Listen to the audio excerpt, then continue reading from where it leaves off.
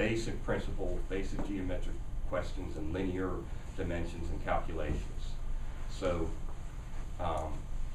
it has certainly been a big part of my life. It's my job right now, a major part of my job, and how we do our business.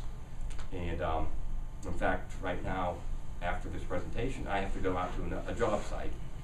And what I'm going to do is, I've already done my takeoff on a floor plan using paper and doing calculations. And now I'm going to go out to field, they call it field verification, where I'm going to actually go out and physically look at the walls, physically do some measurements of the whole dimensions to verify what my office takeoff was, using plans like this in the computer. And one reason, the little business lesson here is that what I have to apply to that wall is very expensive wallpaper, which is going to be about $30,000 worth of material that I have to buy to put on those walls. I don't want to make a mistake by assuming what I've taken off here is correct, because that's a lot of paper, that's a lot of money to either be over or to be under in terms of cost. So I'm going to spend some time going out there to physically go look around the job and confirm what I had, I've got some guys working in my office, what they have taken off versus what is actually out there. So that's pretty much my story. I thought it might be a little bit different than just getting up here with, because you're going to have a lot of nice presentations that way. But I guess the relative fact I'm trying to bring across is that it's part of your life whether you know it or not. And it's interesting, and you never know when it will be part of your life later on, depending on what you choose to study and to pursue as a career.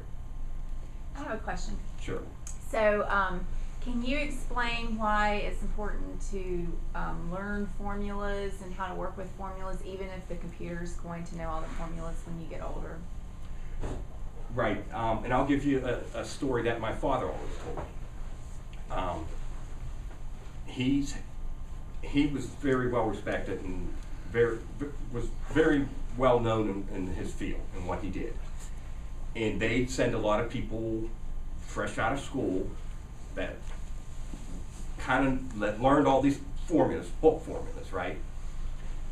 But they couldn't apply them when they're out looking at a plan, or they had to specifically use a formula to figure out a problem, either on a plan or actually out on the job site looking at a big plant that he was building. So you have to be able to understand, you can't just memorize this formula and apply, and just like A, B, C, okay, I just plug it in. You have to try to truly understand how to use it, because as you know, your teachers are going to give you instances, word type problems where it's not just simple plug in numbers into this formula that you've memorized. You have to try and learn beyond just the memorization of that formula, how it came about as much as you possibly can, because when you're faced with a situation that you have to apply that formula, it might not be the textbook, problem that you had. There might be a little curve in there that you have to think through to use the formula.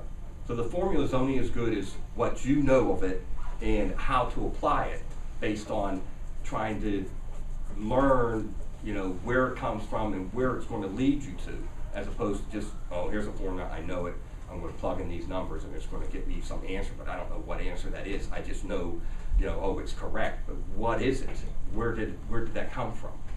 And that's the key for a lot of mathematics and formulas, is trying to figure out beyond just the numbers, putting in numbers in the A, B, C, and the variables and figuring it out.